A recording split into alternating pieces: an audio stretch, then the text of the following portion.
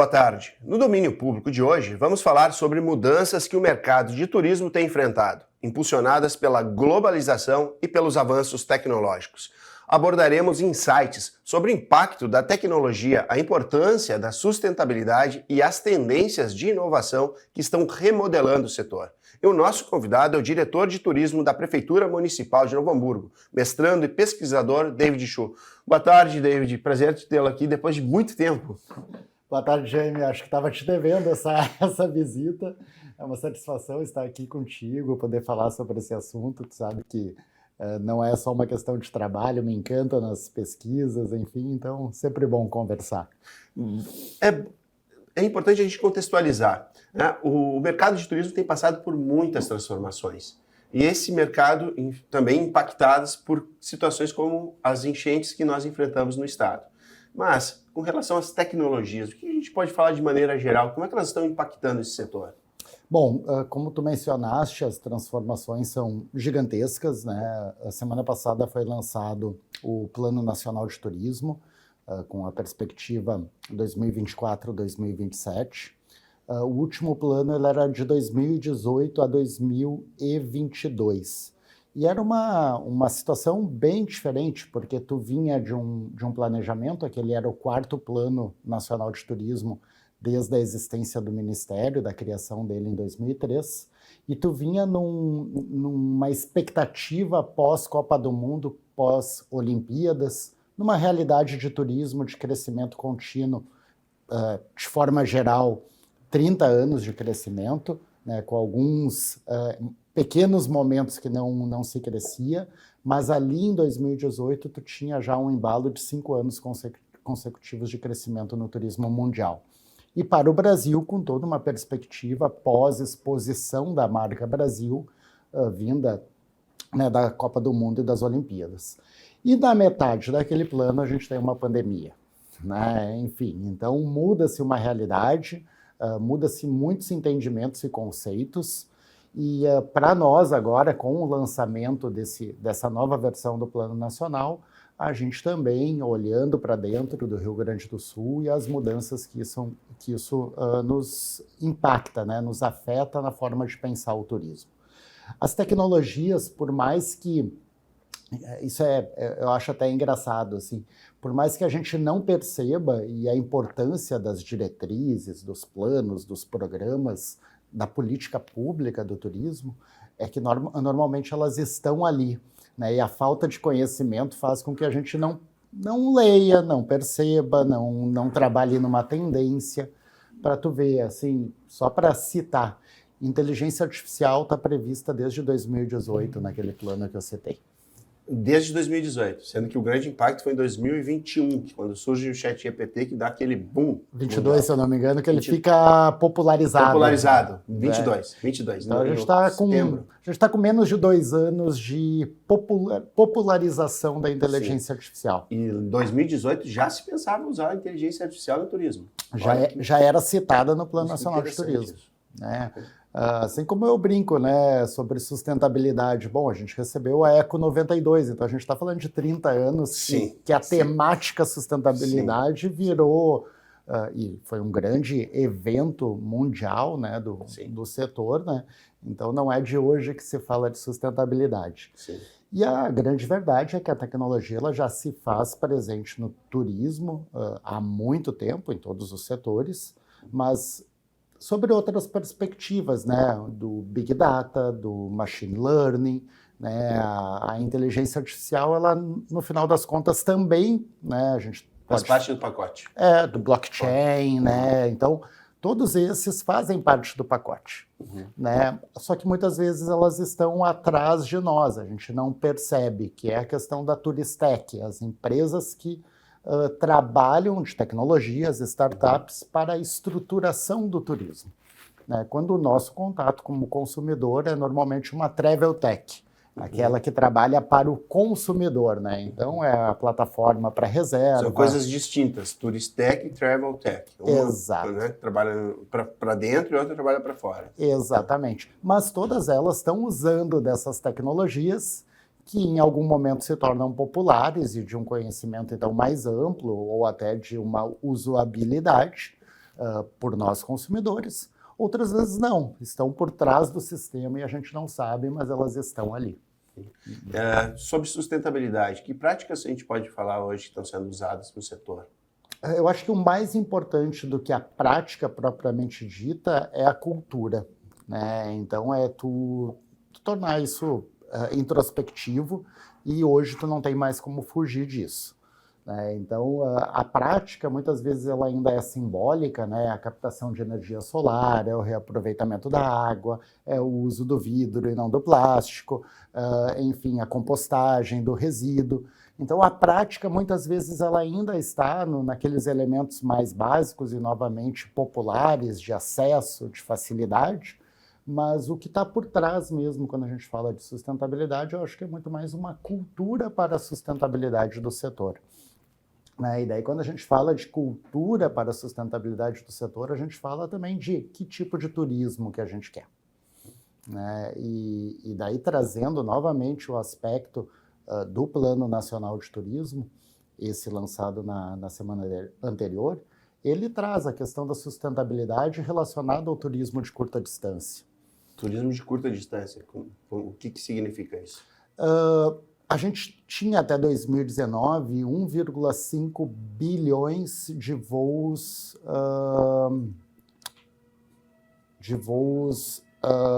do turismo ao ano, né? Agora eu esqueci se é bilhões ou milhões, acho que é milhões. Enfim, então 1,5 para 1,8. Então, desculpa, é bilhões, porque só no Brasil a gente tem 90 milhões de voos anuais. Sim. Tá, mas vamos lá. De 1,5 bi em 2018, 19, se projeta que até 2027 a gente vai chegar em 1,8 bi. Então a gente está falando de 1/4 da população viajando de avião ao mundo. Sim. Né? E aquela ideia de que o turismo é a indústria sem chaminés, a gente pode começar a calcular o quanto tu emite para movimentar 1,8 bi, né? 1/4 da população mundial. Sim. Tem que se ter um cuidado nessa questão do turismo sem chaminé, né? Sim. Na verdade, é a prática, como tu mencionou, que vai neutralizar emissões, que vai tornar o turismo sustentável.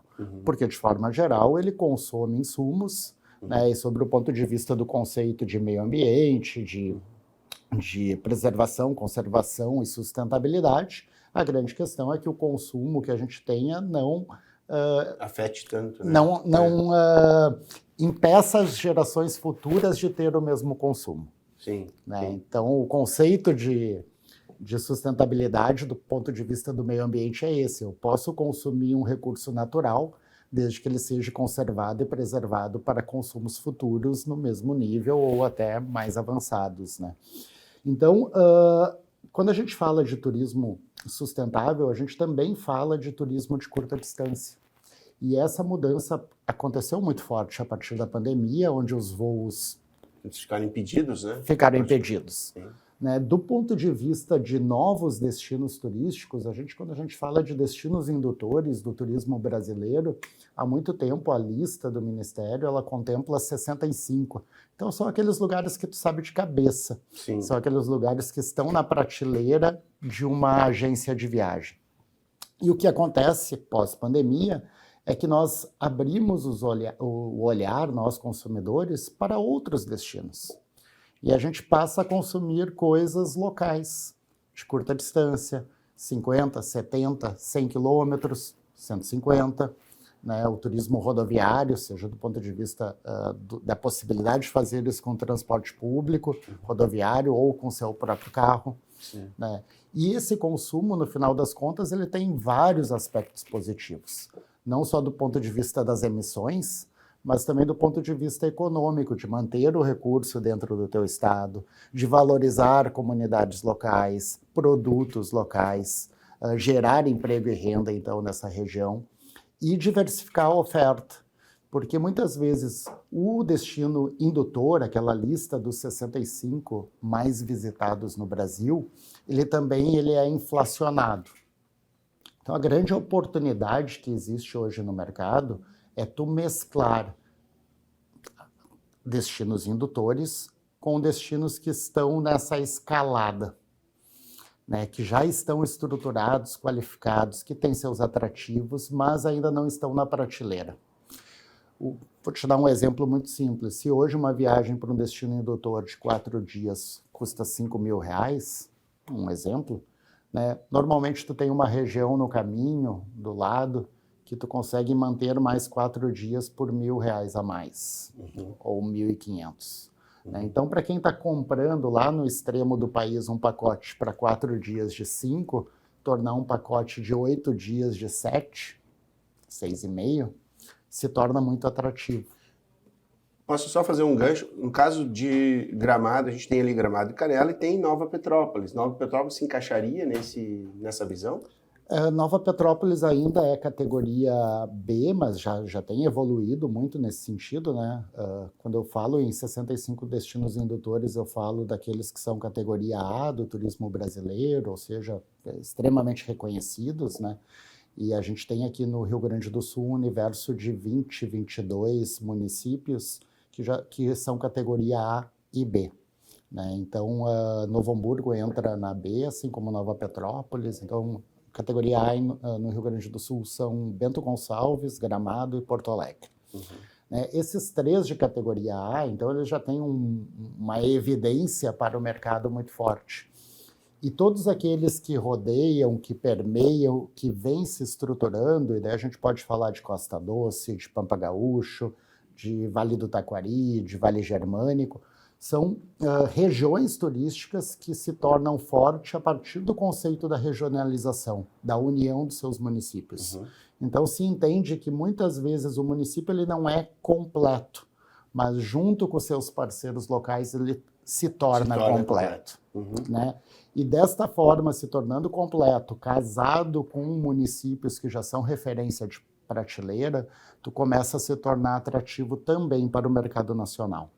Claro que para te fazer isso, se tornar atrativo para o mercado nacional, tu também tem que primeiro se tornar atrativo para o teu próprio mercado. Mercado local. Que é a grande questão, então, voltando para a essência da pergunta, né, que é o turismo rodoviário de curta distância, a possibilidade de tu ser atrativo no dia a dia das pessoas. Sim.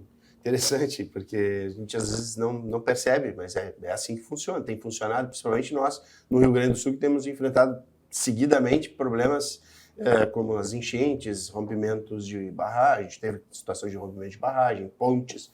Então a gente acaba tendo também, além de enfrentar isso, né, como turistar nesse período, como fazer alguma coisa nesses locais. Justamente tem uma outra questão que é a experiência autêntica e personalista. No meio desse bojo, assim, como que tem sido oferecer pacotes, oferecer também esses destinos para pessoas que buscam experiências únicas? Porque a gente falou, obviamente, de A e B, que são o bastantão, mas aquele cara que quer uma experiência única, como é que ele tem feito? O que ele tem buscado? Perfeito. Eu acho que daí vem um grande desafio também, já presente em todos esses planos nacionais de turismo, que é a consciência da descentralização do turismo, né? O turismo, ele é diferente de um arranjo produtivo local, né, que é um conceito bem conhecido para a indústria e tudo mais, onde, por exemplo, uma cidade vai lá e cria um distrito de tecnologia, um distrito, enfim. O turismo, ele emerge de uma essência onde o empresariado percebe o turismo. Né? E a função da gestão pública ela é muito mais um fio norteador e indutor. Né? A gestão pública ela consegue ter algumas oportunidades para o empresariado, como, por exemplo, se fazer presente em feiras, eventos do setor, fazer pontuais investimentos de infraestrutura. A gente tem que entender que os investimentos também hoje para uma gestão pública são extremamente limitados, né? A capacidade de investimento. Então, o investimento ele sempre ocorre onde tu vai atender mais de uma demanda, não só do turismo, mas também uma demanda social, uma demanda de mobilidade, assim por diante.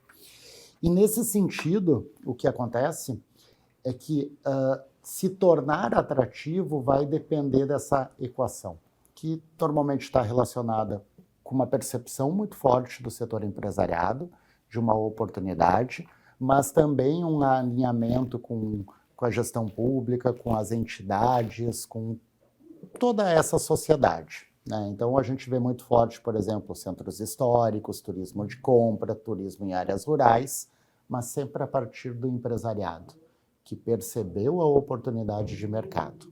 Se isso vai se tornar um pacote comercializado dentro de uma operadora e distribuído através de agências de viagem, vai depender de uma arquitetura de mercado que é muito desafiadora. Né? Mas aquilo ali se tornar atrativo para aquela comunidade local, regional ou estadual, já não é tanto. E daí as experiências ela vêm nesse sentido, do momento que o empresariado entende o turismo como uma ação coletiva entre seus pares empresários, né, identifica os nichos de mercado que ele atende, quais são as regiões do seu mercado consumidor, quais são as características, é turismo religioso, é de lazer, é de negócios, é mais de um deles, qual que é a oferta de valor, qual que é a forma de comunicar esse público. Né? Então, novamente, criando aquela dinâmica entre destinos indutores e destinos que já estão capacitados para receber, a diferença é os canais que tu usa para comunicar e distribuir a tua oferta. Sim. Mas a experiência hoje ela já é um pré-requisito. É que nem assim, no nosso planejamento regional, a palavra inovação e sustentabilidade ela nem aparecia como objetivo ou diretriz, porque ela já tinha que ser intrínseca. Sim. Não precisa nem colocar ela no nosso entendimento, aquilo ali já tem que fazer parte. Assim como hoje, tu não quer mais, como consumidor, ser tratado numa esteira de produção. Sim. Tu quer entrar num empreendimento, num restaurante, num sítio, num parque, num hotel, e tu quer ter uma experiência. Uma boa experiência, né? Tu pressupõe que aquele empresário já sabe que tu é o público-alvo dele e tem uma oferta para ti que vai ser no detalhe. Né? Às vezes é apenas um detalhe, né, de como que é dado aquele atendimento. Então, hoje, quando a gente fala de experiências, é justamente isso, é conhecer o mercado consumidor que tu atua, né, que o teu grupo de turismo atua, e o que ele espera e o que tu pode oferecer naquele sentido de tornar aquela visita uma visita realmente para ser memorável. Eu vou citar um case, obviamente não vou falar sobre o lugar, vou falar sobre o lugar que começou como uma fazenda de atividade de produção de matrizes, bem agro, olha qual é a situação. Ela começou como produção de matrizes para gado leiteiro. Só que neste local tinha uma cachoeira. E os visitantes, às vezes alguém ia lá para fazer algum tipo de atividade técnica, para observar, e aí o dono do lugar disse, vamos lá, vou mostrar para vocês lá uma cachoeira. Daí alguém disse, por que tu não está aproveitando isso? Porque esse lugar é único, é uma experiência única. E aí, resumindo, ele usa o Instagram. Hoje, o filho que toca isso, né? Ele cuida da questão do gado, da produção das matrizes do gado leiteiro. E através do Instagram, ele faz a venda de pacotes. Aí uma agência, primeiro, começou de forma bem artesanal. Hoje, ele já melhorou o caminho de acesso a essa cachoeira, e ele vende por demanda. Então, como é que tem sido também essas experiências, que eu estou falando de algo bem nichado, né? É uma experiência que é única, uma oferta de algo único. Mas como tem sido esse tipo de turismo bem exclusivo? A gente tem mercado para muitos nichos, né? Ou até segmentos de massa, se for o caso. É bem interessante também, acho que, destacar o trabalho do governo do estado em subsidiar informação para as regiões turísticas. A gente teve uma pesquisa muito ampla que foi o perfil do consumidor turista do Rio Grande do Sul.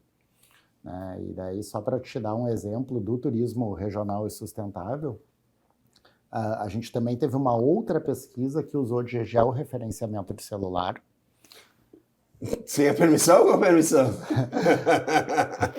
LGPD aí. Tem LGPD. Sobre LGPD. Mas tudo bem. Na verdade, são só dados. São só dados. Não geolocalização. falou que é o Jaime que foi lá naquela propriedade, né? Perfeito. E então, assim, esse dado, ele pegou 24 municípios do estado. A primeira rodada tinha acontecido em 2019 com 15 municípios. E agora, em 2023, foi com 24. Novo Hamburgo foi um deles. Né? E eu estou misturando os dois assuntos porque eles se complementam, né? É pesquisa, é conhecimento. Sim. Né? Então, é um pesquisador, né? Então, e hoje isso está acessível, sabe? Isso tu entra lá na Secretaria do Estado, tu entra em Observatório de Turismo e tu tem o conhecimento do perfil consumidor, quem consome turismo no Estado. E tu tem o conhecimento de quanto que isso é em termos de números, quantas pessoas fazem aquilo ali. Né? E daí, só para pegar um exemplo anterior, né, a região Uvi-Vinho, se identificou que 36% do turismo de lá são de 10 municípios do Rio Grande do Sul. Então, de 497 municípios do estado, menos os 30 ali da região que compõem a região Uvi-Vinho, né? Então, 467. 10 municípios equivalem a 36% do consumo. Então, dentro também já sabe com onde trabalhar especificamente com políticas, né, de divulgação da região para trazer mais gente dali, já que está indo gente dali. Exatamente. Sim. Onde o boca a boca vai funcionar melhor por causa da experiência memorável que foi gerada, né, onde o outdoor vai te chamar para ir para aquele lugar. Né, e o perfil que tu quer atingir. Né, entre todos os perfis, são 12 perfis são 12 perfis. Agora eu esqueci o número de personas, 30 e poucas personas. Tá. Mas daí tu pega, por exemplo, turismo de negócios. Turismo de negócios tem 4 personas. Sim. Tem o que faz negócios, propriamente dito, tem o nômade digital, que baita mercado, um nicho bem impressionante. Né? Tem o influenciador e tem o que mistura também cultura com negócios, aquele que viaja, mas que é um conceito Bleisure, que é muito interessante para quem trabalha o turismo de negócios, que é justamente o que a gente tem tentado fortalecer aqui. Né? Hoje em dia, tu não quer mais só viajar e ficar dentro de uma feira ou ficar dentro de uma fábrica. Tu quer conhecer a cultura daquela região. Sim. Né? E os nossos números, que são algo em torno de 130 mil hospedagens ano, então a gente já parte de um ponto de partida de ser o 13º município com maior hospedagens no Rio Grande do Sul. Poxa. Né? E o nosso número de referenciamento é de 1.800.000 visitas que percorreram pelo menos 70 quilômetros para estar aqui e permaneceram no mínimo 3 horas na cidade. 440 mil CPFs únicos dentro desses 1.800.000. Então, Meu Deus, que tantos dados, né? Depois a gente vai falar mais sobre Big Data. É muito interessante, porque daí tu começa a cruzar isso. Olha, dos 12 perfis de turismo, os 3 principais é gastronomia, que as 28 regiões turísticas do estado escolheram, todas elas entendem aquele perfil como um alvo, né? Turismo de negócios, que só nós e Porto Alegre escolhemos como região turística no estado. Sim. E o colecionador de... Não, turismo de negócios ainda teve mais regiões que escolheram. E o colecionador de pulseirinhas, esse sim, só nós e Porto Alegre escolhemos como perfil. Colecionador de? Pulseirinha. O que é isso? Colecionador de pulseirinha. Não entendi. Explica para mim. Esse é um que casa mais de um perfil e por isso que a gente escolheu. Porque ele é aquele que tem orgulho de participar do evento, da festa, de estar presente. Por isso que usa a pulseira para acesso, para garantir a permanência, é isso? Exatamente. Eu acho que quando a gente fala de Porto Alegre, fica muito claro isso, né?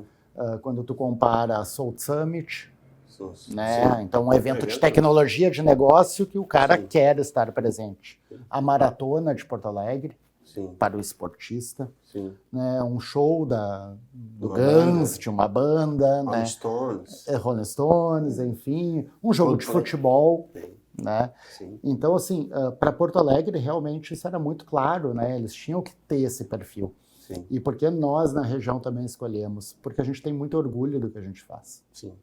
A gente valoriza demais uma Hamburgerberg, Sim. um Kerb ali em Dois Irmãos ou em Ivoti, um turismo religioso no Santuário ou no Padre Reus. Então a gente partiu do princípio de que esse perfil ele era muito interessante para nós, porque ele demonstra todas essas riquezas de eventos culturais, esportivos e de negócio, e que a gente tem o boca a boca a nosso favor.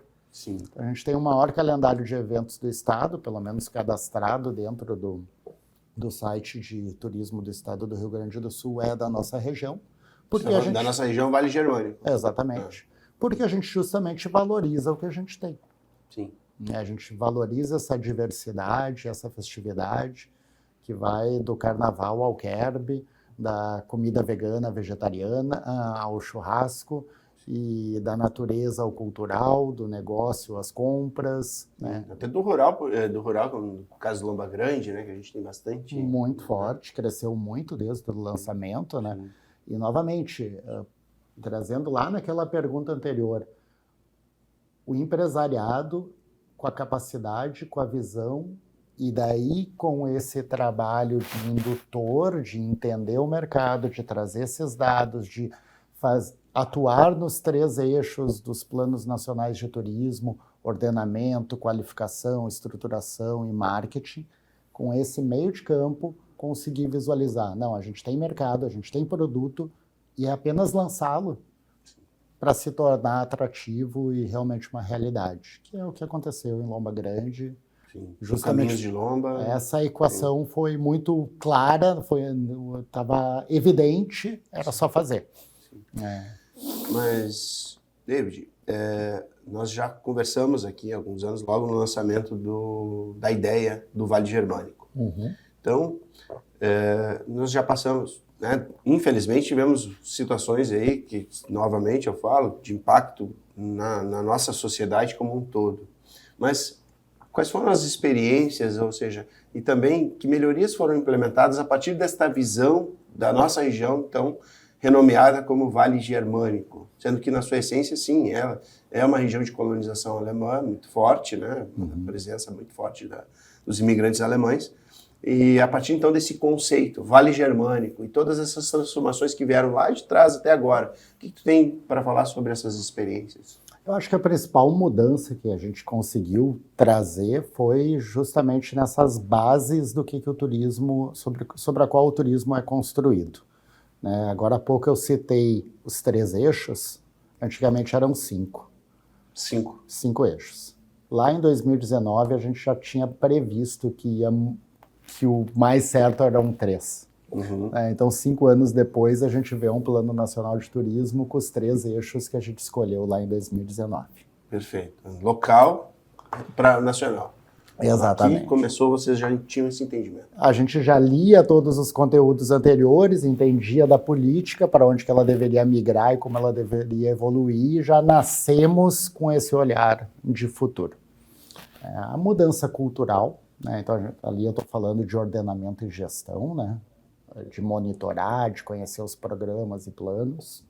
A mudança cultural, acho que a gestão pública da região nunca teve tão claro o que é turismo, o entendimento sobre turismo, como que ele funciona e participou dele. O que antigamente eu acho que era muito mais uma palavra de moda, hoje é uma realidade. Sim. Para todas as gestões da região. Quando a gente fala de qualificação e estruturação, ainda complementando essa questão de ordenamento e gestão, hoje todos os municípios da associação fazem parte da regionalização do turismo, e no Brasil é só metade que faz parte. Hoje nós todos fazemos parte. Né? Todos têm plano municipal de turismo, isso é outra coisa. Esse dado eu ainda não tenho, mas eu ainda vou ir atrás dele, né? Porque eu desconheço regiões onde todos os municípios têm um plano municipal de turismo. Falando todos os municípios que integram o Vale Germânico. Isso, todos têm. né? A participação em feiras e eventos, acho que já complementando aqui, eu estou cortando um caminho, depois eu volto, né? Mas na época, até vou trazer a questão de Novo Hamburgo, assim, dos 22 municípios categoria A e B, só 6 tinham um site de turismo. Novo Hamburgo foi o 7º, dentro de uma categoria que já... Tá, das 28 regiões turísticas do estado, só 5 tinham um plano regional de turismo, o Vale Germânico foi o 6º. Sim. A nossa participação em feiras e eventos, a gente começou a não só ir para lá atrás do balcão para dizer que a gente existia. Como a gente começou a patrocinar evento, criar ações temáticas, KERB, palestras dentro dos eventos Sim. que normalmente são de graça, porque a Secretaria do Estado disponibiliza espaço e a gente mal utilizava. Sim. Mas a gente também começou a ir com estande próprio. Sim. Né? E tudo isso para quê? Daí, por isso que eu falei que eu ia voltar um pouquinho. Para mostrar que não era só esse trabalho de base da gestão pública, mas ele também era uma oportunidade para o empresariado. Que se o empresariado viesse junto nesse caminho, né, nos desse a oportunidade de falar um pouco mais, escutar sobre essa estrutura e esse funcionamento do turismo, para ele também haveriam oportunidades ali na frente. E daí a gente vê, dentro do Vale Germânico, acho que o Caminhos das Cervejarias Artesanais é um produto assim pronto, né, que ainda está em desenvolvimento, mas o próprio exemplo do Vale Germânico serviu para o Caminhos de Lomba Grande se perceber. Sim. Através que é uma realidade, né? Através das capacitações que tinha com a Emater dentro do Vale Germânico e do que a gente construiu com o Sebrae para atender Novo Hamburgo, Caminhos de Lomba Grande já participava das coisas. Os empresários de Lomba Grande perceberam, olha, isso que está sendo feito no Vale Germânico, isso serve de exemplo para nós e de oportunidade para desenvolver a nossa rota. Foi o maior produto desde o surgimento do conceito Vale Germânico, Caminhos de Lomba? Não tenho dúvida, assim como a gente já vinha, acho que é bem interessante falar das experiências também de Sapiranga, de Dois Irmãos, de Ivoti, né? Ivoti a gente ressalta muito hoje o que tem dentro do núcleo de casas em Chaimel, mas se a gente for lembrar, é um trabalho de 20 anos. Sim. Começa pela festa da colônia japonesa, Sim. né? Começa eventualmente com alguns eventos e o artesanato. Então, assim, turismo e turismo sustentável e crescimento orgânico do turismo não é virar uma chave da noite para o dia. Mas agora eu vou te fazer uma provocação, porque é o seguinte, a gente viu o crescimento ali do núcleo de casas em Chaimel, mas ao mesmo tempo, áreas que eram ocupadas por mata na região, no entorno, foram impactadas para virar estacionamento.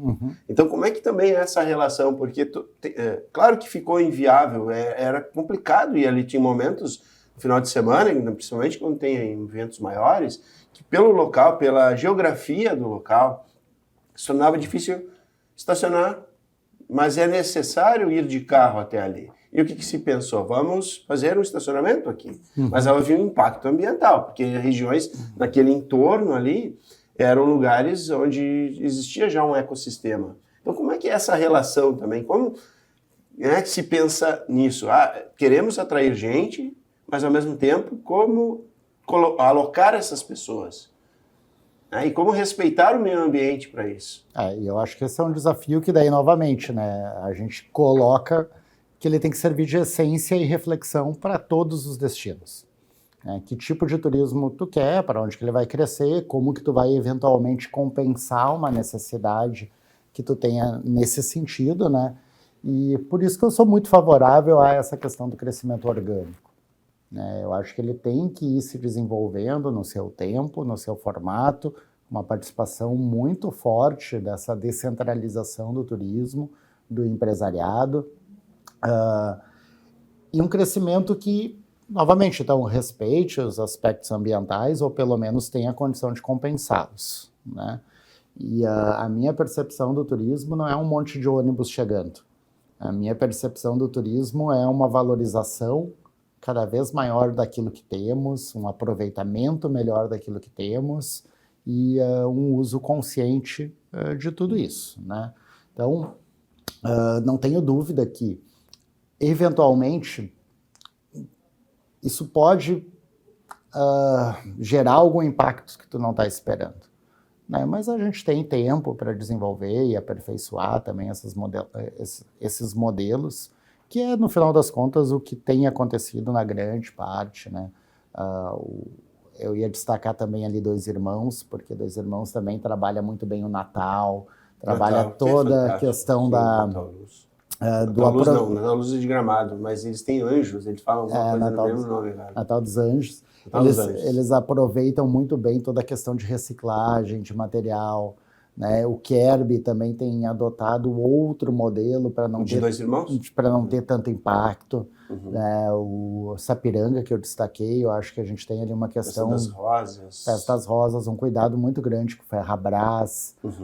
O acampamento Farroupilha que vai ter agora, que é o segundo maior do estado, só perde para o Parque Harmonia, né? Em Sapiranga também? Em Sapiranga. Porque tem um enrolante bem grande também. Também, mas de acampamento mesmo, do mês de setembro, é o segundo maior do estado. Do estado. Exatamente. E tudo isso, como eu falei, eu acho que sempre inspirou muito, então, o Vale Germânico, todo esse movimento que a gente fez, ele serviu para inspirar cada um desses municípios e dentro dos municípios também ter uma ação local mais focada com as suas características, enfim, né?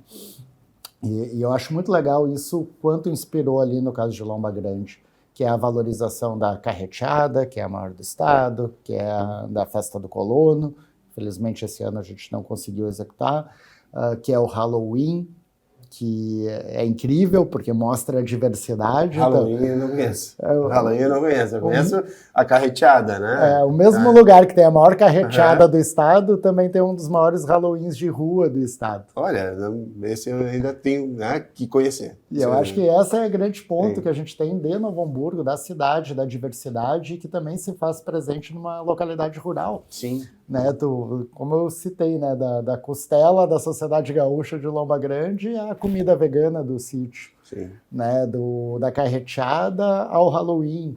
Né? Enfim, é muito interessante e é um crescimento que eu acho que se dá dessa forma orgânica. Aumentou muito o fluxo lá, desde o lançamento do Caminhos, mas a gente percebe dentro dos empreendimentos essa consciência do crescimento. Né, e uma consciência que também dê colaboração entre eles, para não atender mal alguém que saiu lá de Porto Alegre e chegou lá e estava lotado, porque deu um boom no número de pessoas atendidas, né, essa consciência de estar interligado os empreendimentos para poder indicar, olha, eu não tenho como te atender bem hoje, né, a gente já completou nossa lotação, né, mas eu posso te indicar o X, Y e Z, a gente mantém contato aqui no WhatsApp, que ainda estão aptos a atender. Não são competidores, né, é uma rede que toda se retroalimenta e se ajuda, né, de forma colaborativa. Cooperação no turismo, cooperação regional. E daí o que acontece com isso? Né? A pessoa saiu do seu ambiente, foi bem atendida, vai querer voltar. Né? Por isso que aqueles 440 mil CPFs voltam no mínimo 4 vezes por ano para a cidade.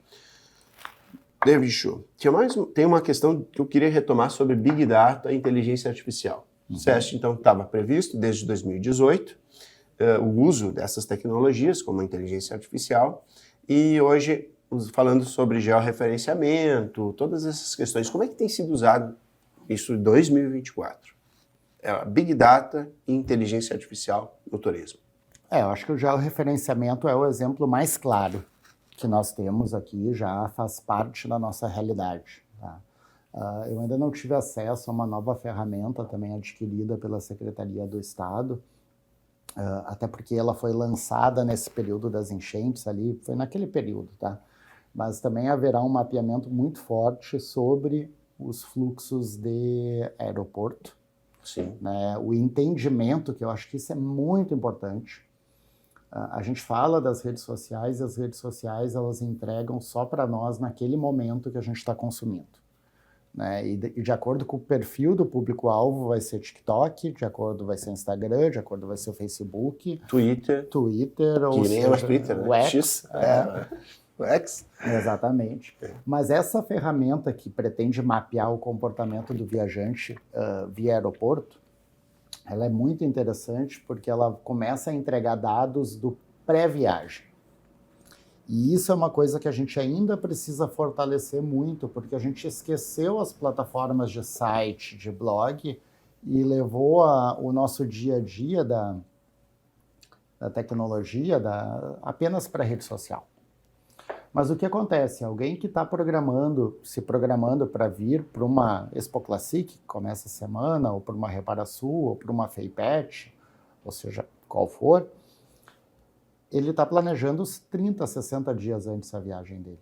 E que informação ele está recebendo quando ele decide se ele vai ficar os 2 dias de feira, ou se ele vai ficar 5 dias, ou se ele vai trazer a família, aonde que ele pesquisa? É no Google ou no TripAdvisor. Sim. Né? Que são tecnologias bastante já conhecidas e antigas, né? Exatamente. Assim. Então, assim, para o nosso dia a dia de consumo, a rede social é perfeita. Né? Agora, para quem é de fora e está procurando o que fazer, por isso eu dei a importância de ser o 7º município a ter site. Por isso, muitos influenciadores vieram para a nossa região através do Vale Germânico, porque escreviam blog. Desse apelo, né? Tipo, o nome também é significativo. E não era daí só um influenciador para vir e botar no Instagram e falar para quem estava pensando aqui de Porto Alegre em vir visitar no final de semana. Ele estava escrevendo conteúdo que não sai mais da internet. Sim. Que quando tu pesquisar turismo Novo Hamburgo, tu vai ter lá aquele cara que veio lá pelo Vale Germânico. Sim. Né? Então, eu acho que esse dado, por exemplo, como tu falou, se eu sei os 10 municípios que mais visitam Novo Hamburgo, eu sei como fazer publicidade naqueles 10 municípios. Se eu sei os 10 do Brasil inteiro que mais visitam Novo Hamburgo, eu sei onde eu tenho que botar publicidade. Se eu começo a saber o tempo de planejamento dele de uma viagem, eu sei o momento de fazer a publicidade. Então, o Big Data, no final das contas, ele está não só para essa questão do marketing, da promoção do destino, como ele também está para a melhoria dos custos. Então, ele torna mais eficiente toda a logística de um mercado. E por isso que eu digo que ele já está sendo usado e a gente não percebe. Sim. A Turistec, que está fornecendo tecnologia para a maior operadora da América Latina de viagens, ela já consegue dizer que 60% dos clientes dela, qual que é a predisposição de uma nova compra. Perfeito. Logo, a operadora consegue entender aonde que ela precisa botar seu investimento também para melhorar a logística, a precificação, tornar também o turismo mais acessível. Porque esse turismo de massa, ele vai continuar existindo de 1,5 bi para 1,8, a gente está falando de Sim, vai crescer, ele continua crescendo. Ele vai continuar. Sim. Assim como aquele turismo experiencial de curta distância, ou slow travel, ou estou indo a negócios, mas hoje a empresa me entrega um benefício que a minha passagem de avião eu já não preciso, eu já posso encaixar com as minhas férias. Sim. Ou consigo estender no final de semana, porque isso passou a ser um benefício do trabalhador, que a empresa que quer a qualidade de vida do seu trabalhador começa a entregar. Então, tudo isso, no final das contas, só se dá através da tecnologia, através da informação, do monitoramento, da certificação daquela informação. Então, ainda vai ter muita coisa para desenvolver. Eu gosto muito de falar que inovação, ela não é algo disruptivo necessariamente. Se tu não tiver uma churrascaria aberta num domingo numa cidade, abrir uma churrascaria aos domingos é uma inovação. Sim. Sim. E muitas vezes as tecnologias disruptivas, o grande problema é se elas estão no momento certo para ser lançado. Sim. Há pouco mais de 10 anos atrás, o Google lançou o Google Glass. Sim. Que vinha com uma câmerazinha, conectava com o teu telefone, etc. Aquele produto não decolou. Sim. Será que era o momento? Será que um Google Glass hoje, para um turista, recebendo ele, não como um produto que tu vai pagar R$2.000 para ter o óculos, mas que tu vai pagar R$50 nos 2 dias que tu vai estar num hotel como aluguel, e que vai te direcionar a passear pela cidade, te falar dos pontos pontos de turísticos e etc. Sim. Né? Um pequeno histórico, se tu quiser, e até ouvir um áudio, alguma coisa assim. Exatamente. Então, assim, as oportunidades dentro do turismo são gigantescas, né? E acho que também é uma questão de mudança cultural, de qualidade de vida. As pessoas vão cada vez mais valorizar. O Domênico De Masi, o ócio criativo, já falava isso há 30 anos. Sim. É uma questão também de desenvolvimento social. David, quando a gente fala, por exemplo, de Google, pesquisa em Google e o uso do TripAdvisor como busca para informações.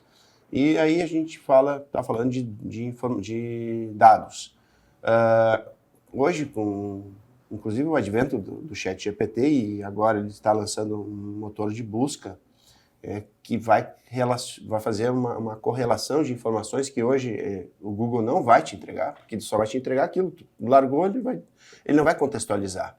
Ele vai te largar aquilo que tu quer, uma informação que tu busca. E às vezes vai te dar uma opção lá de 30, 40 sites e tu não vai olhar todos.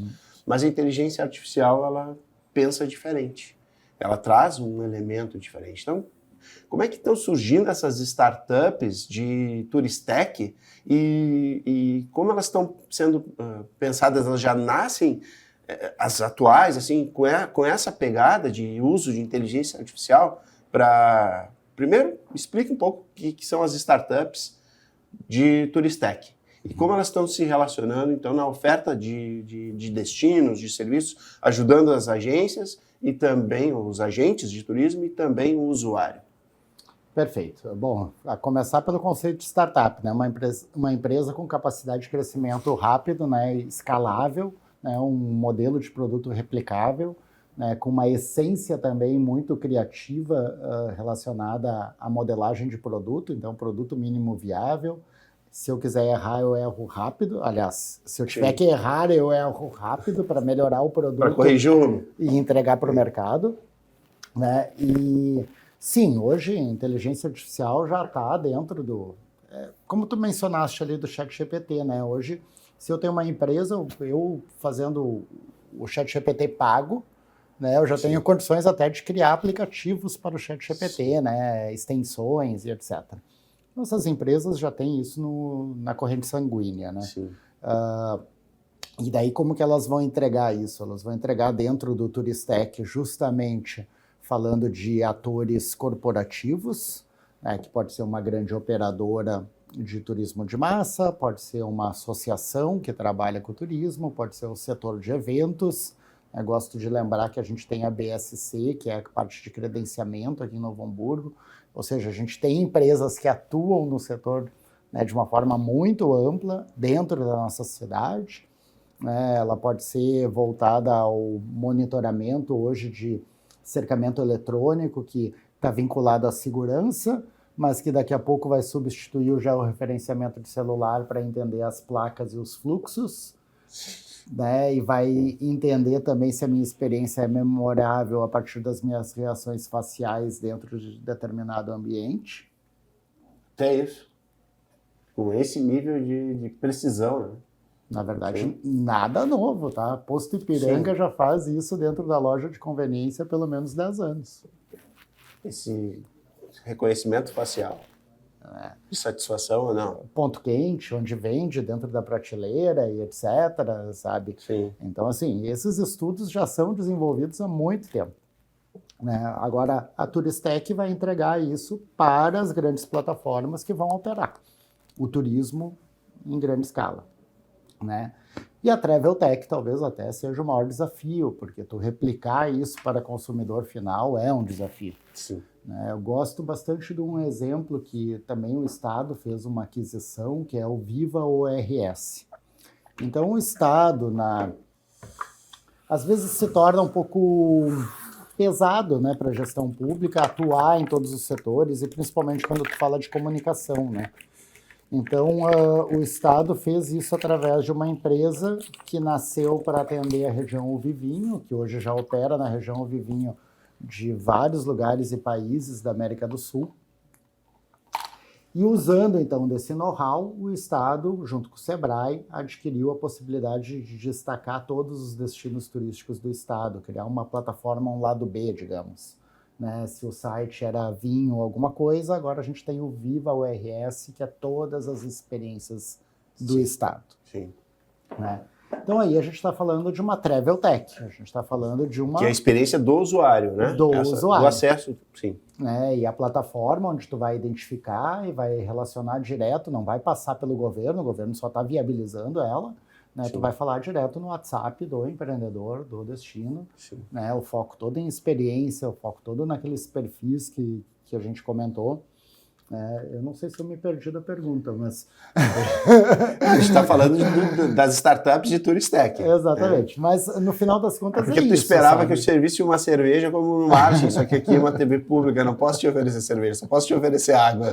E sabe, né, no programa do Bicentenário que eu te falei anteriormente, que invejei muito, né? Gostaria de ter sido convidado para participar. Por isso que aquela parte de gastronomia que eu comentei, Sim, ela é tão boa na nossa região. A gente pode, né, no futuro, oferecer algumas coisas do Vale Germânico aqui no TV público. Uma boa. Mas eu acho que no final é isso, sabe? Isso já está presente na nossa vida, seja daquilo que a gente está comprando de uma operadora, de algum player do mercado de turismo, seja quando a gente está passeando no final de semana. Sim. E as oportunidades ainda são muito grandes. Eu dei esse exemplo do Google Glass, sim, mas pensa que hoje tu pode, sei lá, entrar no ChatGPT ou no Cloud, ou no... Cloud, sim. Que agora chegou para nós, porque a gente não podia nem usar o Cloud. Ou no Copilot da Microsoft, né? Ou... Gemini, que é o que eu uso, né? Sim. Eu penso, bom, o Google já sabe de toda a minha vida. Sim. Já guarda minhas fotos, já sabe onde eu fui pelo Maps. Sim. E já é meu mecanismo de busca. Para ele integrar tudo, é 2 toques. É o que ele tem feito, né? Então, assim, pensa que hoje eu posso visitar, dizer, agora eu vou ter um ano sabático e vou querer visitar os 65 municípios indutores do turismo brasileiro. Legal, né? Que bom, um ano para isso. Vai ser, tem que pensar, tu tem 365 dias para conhecê-los. Como tu vai fazer isso? Esse é o desafio. Exatamente. E daí vamos pensar que o Google já me conhece, já tem meu histórico de todas as viagens do Google Maps, já tem minhas fotos, sabe que eu gosto mais de churrasco, que eu não gosto tanto de, de arroz. Que prefere cerveja do que suco? Exato.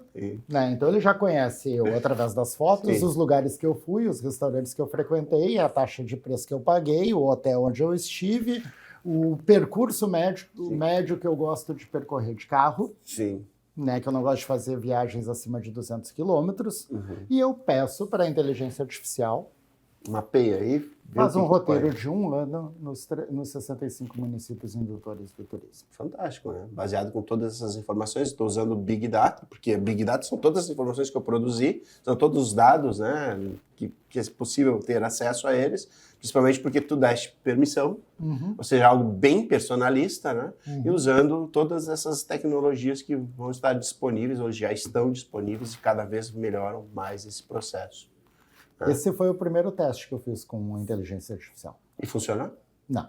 Ainda não. Mas ainda não. Esse é o ponto. Sim, ainda não. E é muito interessante, porque dentro daquela onda já da inteligência artificial e tal, foi a primeira coisa que eu fiz. Sim. E eu ainda não fiz de novo. Sim.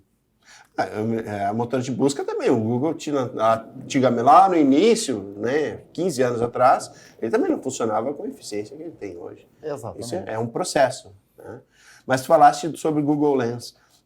Interessante que o aplicativo Google Lens ele tem sido usado cada vez mais. Por exemplo, eu vejo traduções simultâneas, pessoas que conversam usando o Google Tradutor, a leitura de textos em outro idioma. O cara chega, por exemplo, tu está nas Olimpíadas agora. Exato. Aí tu tem aqueles menus em francês. Pega o Google Lens, o que é isso aqui? Que bonito nome, porque em francês tudo é bonito, né? O nome é bonito.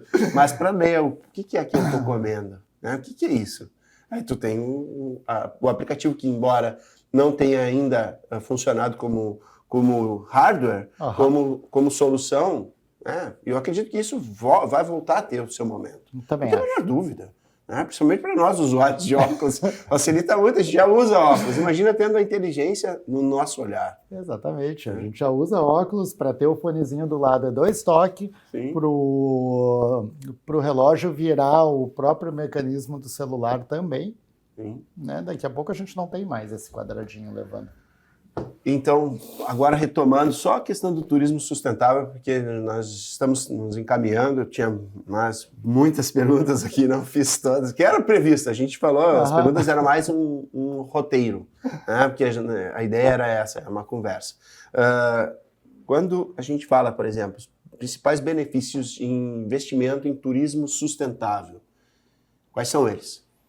Acho que o principal benefício vai estar proporcionalmente ligado ao perfil de público que tu está buscando. Né? Então, como eu comentei antes, né, hoje a sustentabilidade ela já tem que estar intrínseca. Então, assim, é que nem tu andando de carro e tu vê o carro da frente botando um lixo pela janela. Tu não aceita mais isso. Sim, mas infelizmente, né? Infelizmente ainda acontece, né? Então, hoje, quando tu vai consumir em algum local, tu também está olhando, mas que desperdício de comida, né? Iluminação, tem placa solar, tem lixo reciclável. Né? Então, assim, essas posturas básicas, eu acho que elas hoje já fazem parte, né, do dia a dia, né? Que tu espera daquilo que tu está consumindo, né? Agora, dependendo do nicho que tu está buscando, tu vai ter que começar a evoluir também alguns degraus nessa escada. Né? Então, a primeira questão que eu sempre gosto de falar é também tu deixar esse compromisso mais claro. Sim. Né? Tu expressar ele. E não tem nenhum problema de tu não conseguir fazer tudo que tu gostaria. Né? Mas tu ter o compromisso já é algo... E não dar uma falsa impressão, que eu acho que é pior. É, né? Pior. Daí tu chega no lugar e diz, a gente sabe, se venderam aqui como ESG, são sustentáveis, e aí tu vê lá práticas, isso vai contra, né? o que o cara está pregando. Então isso queima bastante, vamos dizer assim, né? Queima o destino ou a marca. Né? Exatamente. E daí, se queimar a marca do empreendimento, já começa a queimar o destino também. Sim. Né? Sim. Então, assim, o segundo ponto é tu ter o compromisso, né? Tu começar a expressar isso de alguma forma. Mas vale a pena, né? Vale. Vale a pena. Vale. E ter um compromisso, ter a consciência e se comprometer já é bastante, né? Um terceiro item que eu colocaria nessa escala é tu começar a exercitar, então, alguns indicadores. Né? Então, vamos começar a trabalhar, vamos ver se a gente está realmente conseguindo reduzir a energia, reduzindo o lixo, reduzindo alguma coisa. O reuso de água, essas Exato. coisas. Né? Quais são os indicadores que estão me balizando num primeiro momento?